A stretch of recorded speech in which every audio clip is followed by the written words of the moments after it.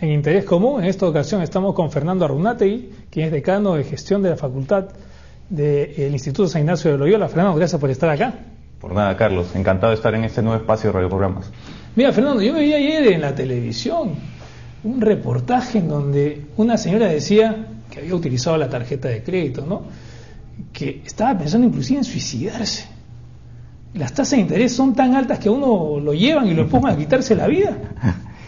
Realmente, Carlos, es lamentable que por falta de cultura financiera haya personas que puedan ser pues objeto de un mal uso de este instrumento, ¿no? La tarjeta de crédito se ha creado para un beneficio del consumidor. Sin embargo, por falta de información o información mal presentada, muchas personas pueden caer en problemas tan severos como el que tú mencionas, ¿no? Y esto de información mal presentada, ¿a qué casos te refieres exactamente? Me refiero cuando, por ejemplo, se resalta de forma demasiado importante, como si estuviéramos haciendo algo correcto, por ejemplo, en el caso de tarjetas de crédito, que el pago mínimo es un monto muy pequeño. Entonces, eso se resalta en términos muy importantes dentro del estado de cuenta. Y por otro lado, una norma legal obliga a que una vez que uno pague el saldo mínimo, el monto mínimo, se le informe al usuario cuál es el tiempo que demoraría en cancelar su deuda.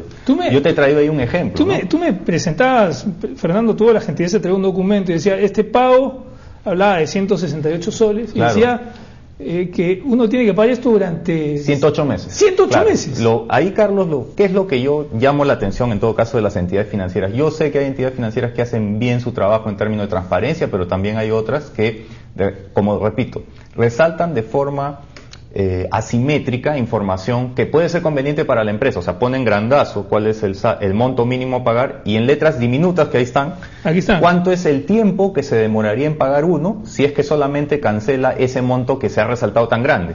Son 108 meses. O sea, si ese usuario paga ese monto mínimo, se va a demorar 108 meses. Ahora, existe una norma que obliga a las entidades a informar al público de cuál es el periodo en el que se cancela la deuda si se paga el mínimo, pero como la norma no indica de qué tamaño debe ser esa información, entonces caemos en este tipo de deformaciones. Ese es un tema.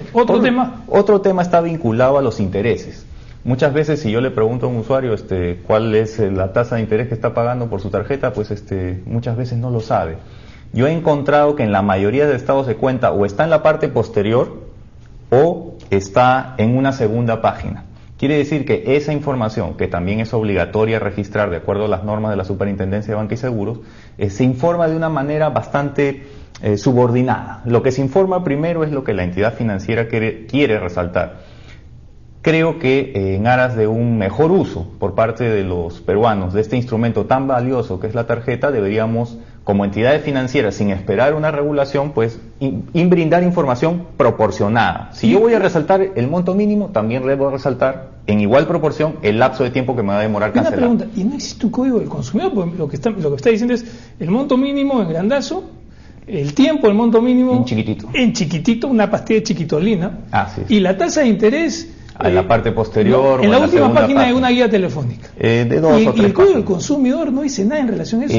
Lo que sucede es que la legislación regula la obligación de poner información, pero no llega al detalle, pues, de indicar que esto debe estar de tal tamaño, por ejemplo. En algunos casos sí se llega a indicar que debe estar en la primera página. Por ejemplo, el periodo de pago se indica en la norma que debe estar en la primera página, pero te he traído un ejemplo de cómo está tan pequeñito. Eso lleva al caso de esta señora que tú me mencionas, ¿no? De que personas piensen que cancelando el monto mínimo están, pues, haciendo un uso perfecto de su tarjeta de crédito, cuando en realidad lo que están haciendo es cancelar una fracción que normalmente está entre un 36avo y un 48avo de la deuda total. Quiere decir que si mi deuda es 48 soles, el pago mínimo me va a descontar solo un sol. Entonces, quedan 47 soles todavía sobre los cuales me van a cobrar intereses al siguiente mes y así sucesivamente. Por eso es que se termina pagando en 108 meses, que son 9 años en ese ejemplo. Ahora también debo decirte, Carlos, que hay entidades que hacen bien su trabajo y que presenten la información adecuada. Pero lo que no debe existir es este tipo de información. Una persona, por ejemplo, ya está sobreendeudada y ha dejado de pagar su crédito. ¿Qué le recomendarías a ella hacer? Primero, si la deuda ha salido fruto del uso de la tarjeta de crédito, creo que podría optar por un crédito personal. O sea, primero, dejar ahí la tarjeta, de ser posible cancelarla y negociar con la entidad un crédito personal a más de 360 días. Te doy un ejemplo de las tasas para que los usuarios vean las diferencias, ¿no? En tarjeta de crédito, en promedio, este es dato del día de hoy, se está pagando 43.93% en soles. 43% en promedio en tarjeta de crédito. En tarjeta de crédito. Pero si me voy a un crédito de libre disponibilidad a más de 360 días, quiere decir a más de un año, a más de 12 cuotas, estoy pagando 24.43 en promedio.